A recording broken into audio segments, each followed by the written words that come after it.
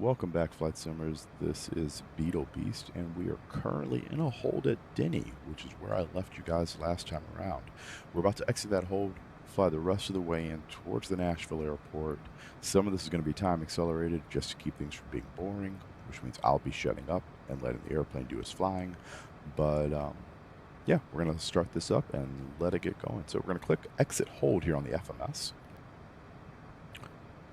And by doing that, the airplane is now going to sequence from here through Denny intersection, and once it's hit Denny intersection, it'll transition to the next fix, which is Tings.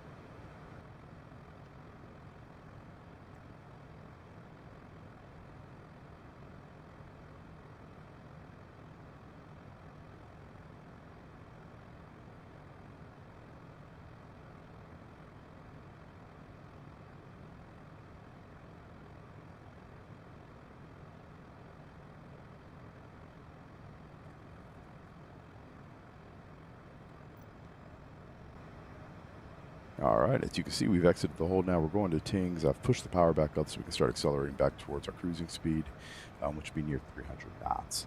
If you notice here, we've got Rants showing flight level 240. So let's go ahead and find out what the weather's doing down in Nashville, and we're going to use that information to help us plan for our approach. So if we bring up weather, request, K, B, N, A, click that in, hit send, and then we'll just wait for a return on that. Now, like I said, we have an altitude showing up here at Rants. We have a couple more altitudes on this arrival that we'll be using, but we need to find out which runways they're landing on. So, winds currently 350, knots, 10 miles, few at 25,000 feet, 19 degrees, 14 degrees for our dew point, and 3017. I'm going to go ahead and set 3017 in our standby, as that will be our field altimeter setting, useful during the descent. And that will mean we're going to be landing on the runway 2s down there at Nashville. So we'll take a peek at this flight plan to make sure that the legs that we have in here match runway 2 arrival. So Tings is not on the arrival itself, but Rants is. That's our transition that we're starting from. Rants is an altitude of at or above flight level 240. And then we have Ryman, which actually does have an altitude, but does not show up inside of the FMS here. And that has to do probably with an update to the data that this one does not have. But Ryman Pecky is going to be at or above 10,000 feet. That does show up correctly. Jonil at or above 9,000 feet. Obate Jenkins at or above 6,000 feet and 250 knots. That matches. Waymar 210 knots and 5,000 feet. That's at 5,000 feet. And then we have a vector after Waymar. Let me take a peek at that. That actually matches. So that looks good. We're only missing the one altitude, so we can go ahead and we can put the altitude at Ryman in. It is below flight level 190 and above 11,000 feet. Let's go ahead and put in 190, and we'll just see how steep that makes our next descent. Oh, see, that works out. We're at a 3-degree glide slope down there. That should work. So, ATC says descend via the Ryman arrival, landing north. And we're going to go ahead and set our altitude to the lowest altitude necessary, which is 5,000 feet at the end of the arrival. 5,000 feet is going to be our final altitude, and then we click VNAV. Our path is armed. This one here is at or above flight level 240, so we just have to maintain above flight level 240, and we're good. You don't have to be at 240. And then right here it shows you a TOD. TOD is our top of descent alert. So now we know that it's going to start down at this point and do a 2.9 degree glide path all the way down. We could change that to a 3.0 if we wanted. It didn't let it go. Let's see. Might have attempted to put it in the wrong spot. Nope, it will not let it change. It's already calculated, and it's going to let it be that 2.9 degree glide. So that's what we're going to do all the way down. And we'll just wait until we get to the TOD. So until then, once again, we'll be quiet and enjoy the flight.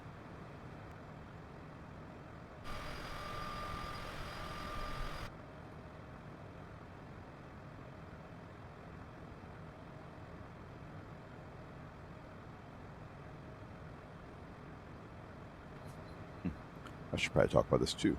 Kind of nice to see. So we do have the VNAV information depicted right here on your MFD.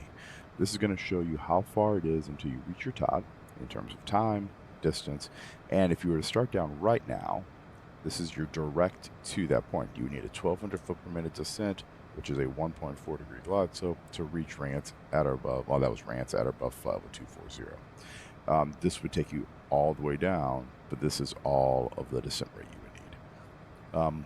Because it's trying to do a 2.9 degree glide path, and we are currently flying around at, let's see here, 480 knots ground speed. We're going to need significantly greater than 1,300 feet per minute for a 3 degree glide path, which is kind of close to what we're going to be doing here. But you're looking at about 2,400 feet a minute. So you'll know that you're getting close to TOD based off of this. And if you see this little number here, this is our indicator for our actual descent rate. Start to increase down here in that 2,000 foot per minute mark. That's going to start getting close to where our top of descent is going to be at.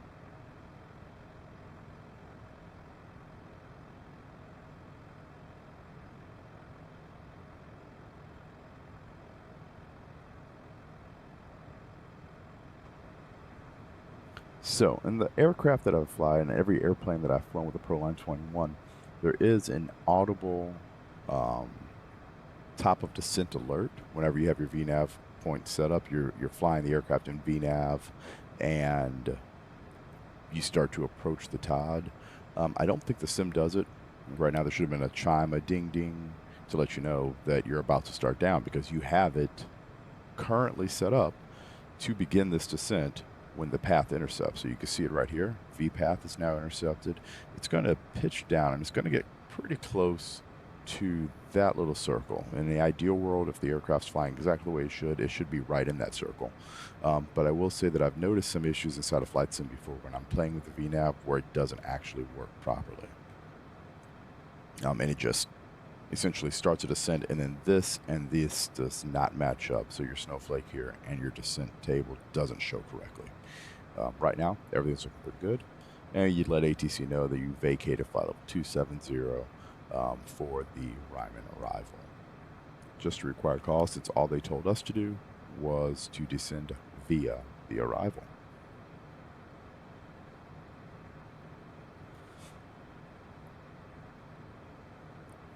So as we descend in, what you'll notice is that we should hit all of these fixes in any of these required altitudes.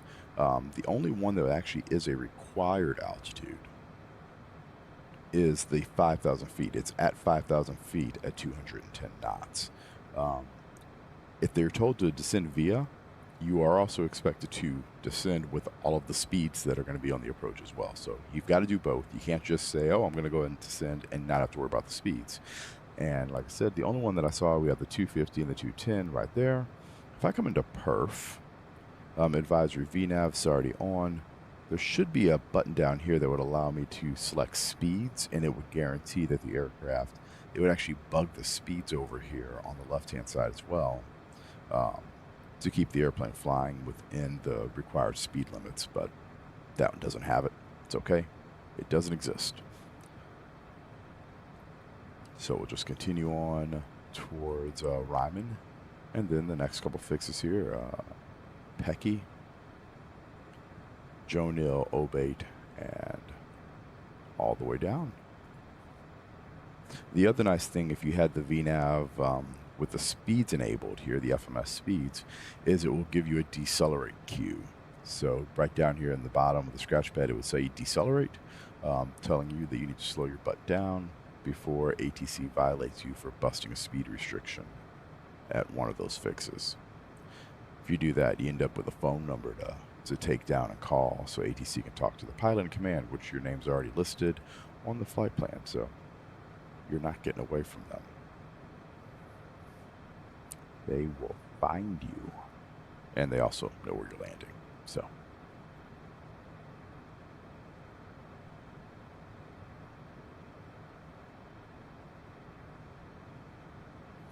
let's go ahead and go through the performance for the approach, or the approach performance for this airplane. So right now, like I said, we're in this descent, 20,000 feet going down to 5,000 feet. We're going to make sure we hit 19,000 feet at Ryman. So we already have the weather pulled up here for the approach. So I'm going to go click on approach. You want to make sure that you have the correct airport highlighted here, which is Nashville. Once again, if you're close to your destination or your departure airport, that one there can still be highlighted. So Nashville's highlighted. Runway's already in. Runway 02 center. Outside air temperature at Nashville is 19 degrees, so we'll put in 19. Winds, we already talked about earlier, 350 at 5, so we'll put that in. So now we have a headwind of 4 knots, a slightly left crosswind, 19 degrees, and we're going to go ahead and put in our altimeter, 3017. You have to put in the decimal place in order to make this number check inside of the Proline 21. Kind of a silliness of the system. All right, we're coming through 18,000 feet, so I'm going to click the standard button. And it does exactly what it does in the real aircraft, which is why you never actually do that in that fashion. It will kick your VNAV directly down to whatever it needs to be in order to maintain it and cause an incredible pitching moment in the airplane. So yeah, never do that. Never do what I just did, and just select this. Always take it out of the VNAV function. Reselect your altitude or your barometer. Once you've reselected it, you can re-engage your VNAV function. It'll re-intercept to continue the descent without making the massive pitch attitude change that just happened. So back down here, it's going to be a dry runway. That would be where you would toggle it again. Anti-ice is going to be off. There's our VREF speed. This is our approach speed, 102 knots.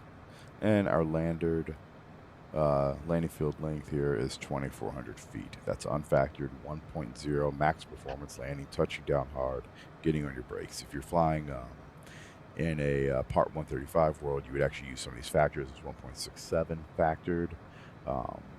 Distance to guarantee that you have enough stopping distance. If you're flying Part 91, you can use 1, and you could actually take this airplane and start landing it at 3,000 foot airports if you wanted to. If you were landing at a 2,500 foot airport, you could, although I wouldn't recommend it.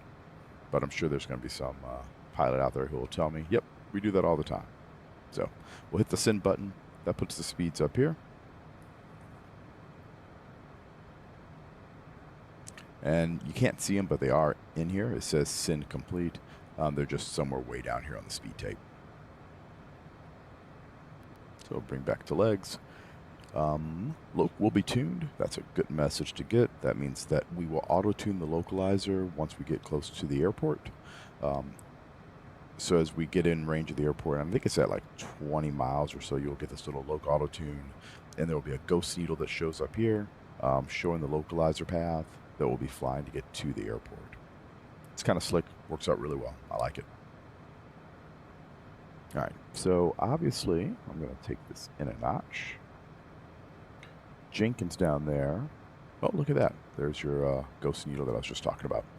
Jenkins here, 250 knots, 6,000 feet. Just as an FYI, it's below 10,000 feet, so you're going to have to be going 250 knots or less by the time you get there. So I'm going to go ahead and let the airplane continue to descend here at 300 knots or just a couple at about, I don't know, 11,000 feet or so. I'll pull the power back, let the airplane slow down towards 250 knots, and a lot of funky bumps going on out here. I think yaw damper's part of this already with the autopilot on, but a lot of funky bumps for this early in the morning. All right, so we're coming up here. We're 11.7. So like I said, at 11,000 feet, I'll pull the power back. We'll see how well she slows down. But she's going to slow back to 250 knots, and we'll use that for the remainder of the way in. I mentioned the caret in our first leg of the video here. It's controlled under the display menu. Actually, sorry, MFD Advanced. No, you're right the first time. Display menu. Page 2, this range altitude selector here, this is what controls that banana-shaped range bar to let you know at what point you're going to reach 5,000 feet. It only does it in a straight line, so it doesn't curve to say you're going to hit it right here. But you can just kind of extrapolate that out and say, look, this is the point at which I am going to hit 5,000 feet if nothing else changes. Right now, we're actually changing something because we're slowing the airplane down towards 250 knots for 10,000 feet. So as we slow down, you don't need the same descent rate in order to maintain the same path to your altitude. So as a result, we have a lessened descent rate needed because we're not going through the air or the ground as fast, preferably. And because our ground speed is now lower, once again, like I said, that's going to change the point where this actually comes in. But it's being continuously recalculated during the entirety of the descent. So now we are at 250 knots.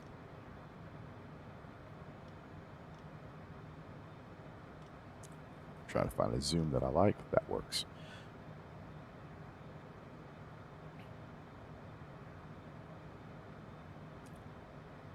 And Nashville should be 12 o'clock. There it is, right out there. This arrival, and I'll bring up the chart, of course, for you guys. Here it should already be up. But obviously I'm talking at a different time than I'm going to be editing and adding the information. But the approach is going to bring us down. The arrival here, the star, is going to bring us down kind of in this direction on a long extended downwind for our arrival into Nashville, just to give you an FYI. Bringing the power back a little bit so that we can get down below 250 again. Got into the high-speed queue. All right, there comes our turn at Jenkins.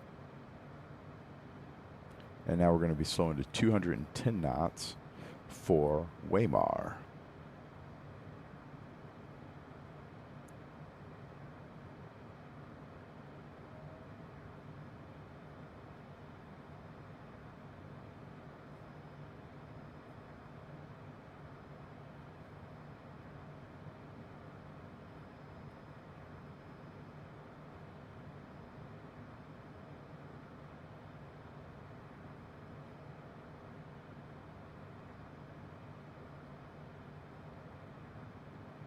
And the airplane seemed to slow down pretty well, so we'll let that happen here in just a couple seconds.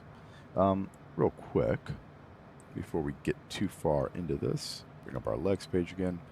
So after we reach Waymar, Loretta is our first fix on the approach at 3,000 feet. That matches. Jackson, Garth, Jorso. Don't have Jorso. It just goes from Garth to the runway, and Jorso is just an intermediate step down fix for the localizer, so that works. Heard 6,000 for 5,000 feet. Start pulling our power back.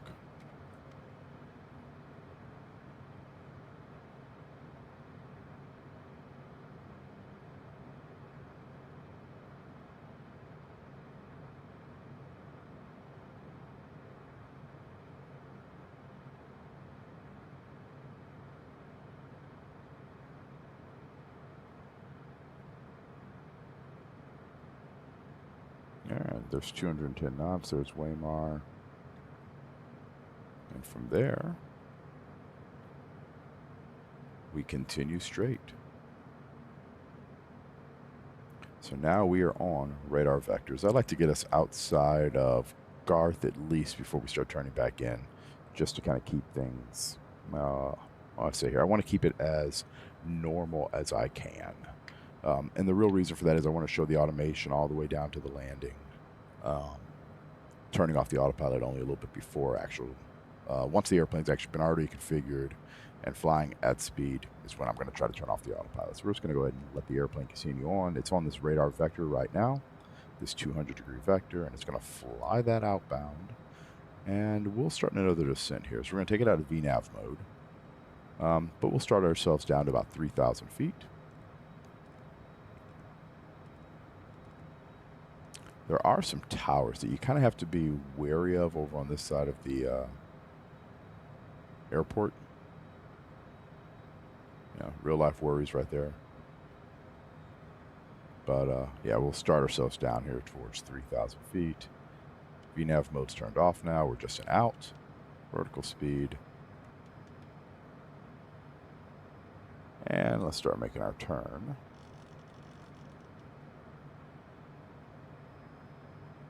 Towards the airport.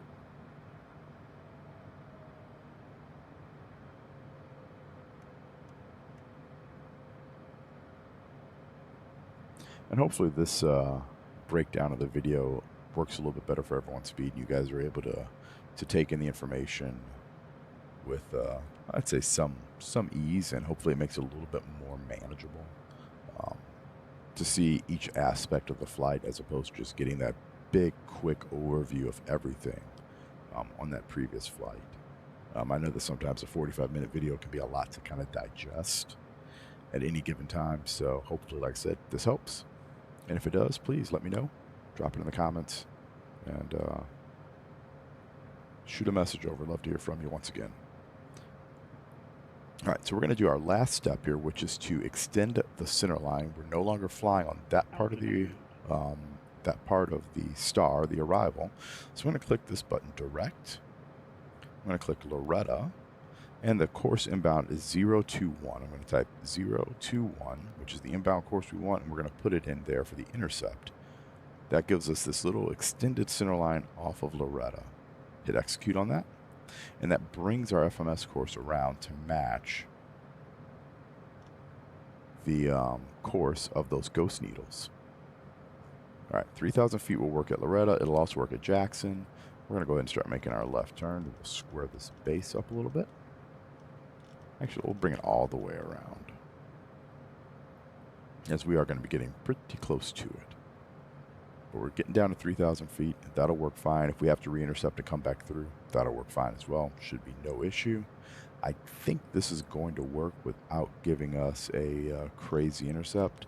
So we're going to try to angle for about 30 degrees, give or take. So somewhere right around in there.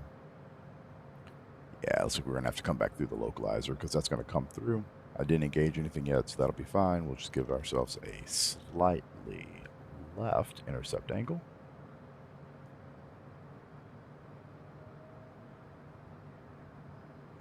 And as soon as I'm kind of happy with it, I'm going to go ahead and arm the approach mode.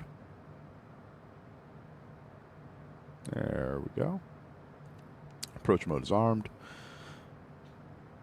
You can see that course as it's coming in. When it does, and as it just did, it's going to switch over to these green needles, which is your short-range nav, showing that you now have the ILS selected, and it's navigating via the ILS. Our glide slope's already coming in. One dot above. As soon as it comes here, it's going to intercept, and we're going to have a glide slope intercept, and the aircraft's going to start down. The nice thing about doing it in this fashion is that the airplane's going to self-trim to keep you on the glide slope as you slow the airplane down. It can really reduce your workload, and if you're new to the airplane and trying to get used to the automation, this can be a huge plus. All right, so I'm going to go ahead and pull the power back.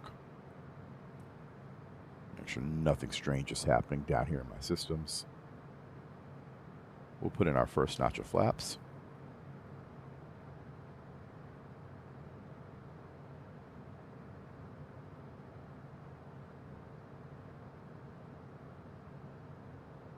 And we'll go geared out. Flaps 35, speed is set up for 160 knots.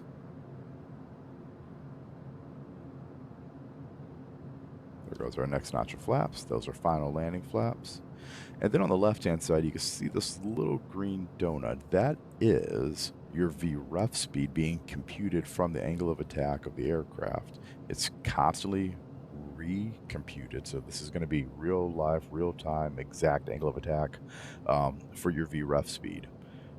The ones that you see here are, of course, they're calculations based off of the computer. And some aircraft you can actually change where that's going to show up at.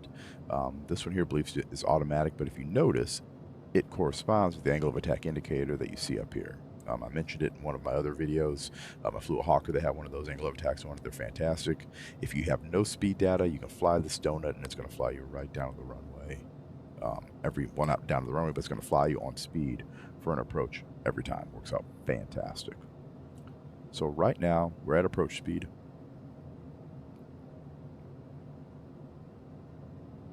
I'm going to go ahead and put the pitch right about there. So we'll be able to see everything as we come in. But the airplane should be trimmed out. Once we turn the autopilot off, you shouldn't have to retouch any of the trim. And the airplane should kind of keep descending at this rate all the way down to final. And this looks about perfect here, about 500 foot per minute descent. 104 knots of airspeed. I bet our ground speed is probably right under 100 knots. Yep, 93 knots. You can see the fastest over there. The Pappy's on our left-hand side, showing that we are red over white. So you're on your 3-degree glide. Autopilot's now off. I'm hand flying.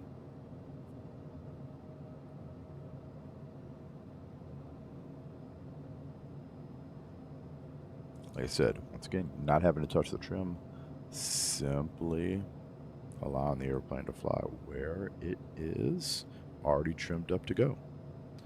Power was pretty well set already, so it's flying and maintaining speed pretty consistently here. I'm just making very minor changes here, trying to keep things going where I want them to.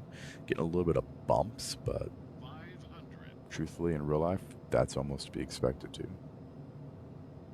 I would be expecting more bumps as I cross the tree line up here.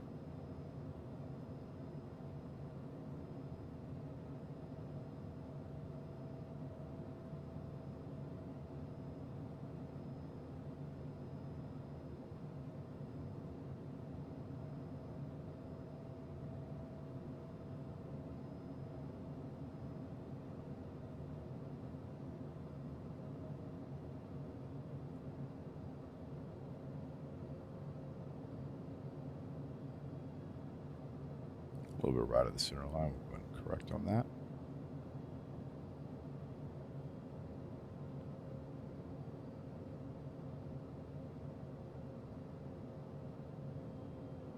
Power's out.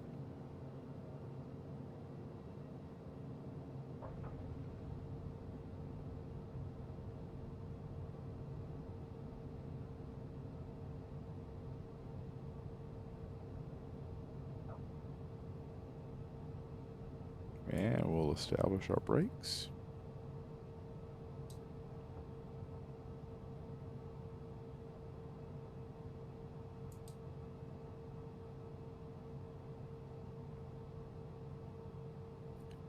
I guess we can make the next right turn here.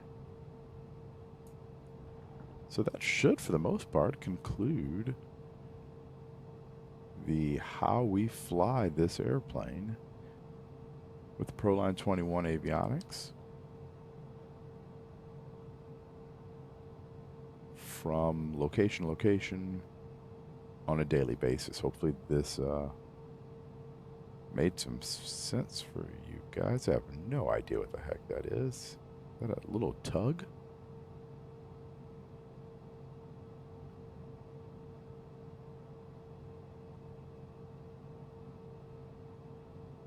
Can't tell what that is. Is that a follow me tug? No, it's just a tug. Just a random tug driving around on a taxiway.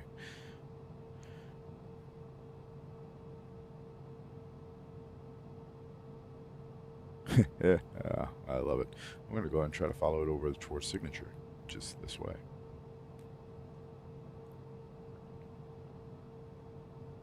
Oh, he's going to keep going. All right, then. You do your thing, man. You do your thing.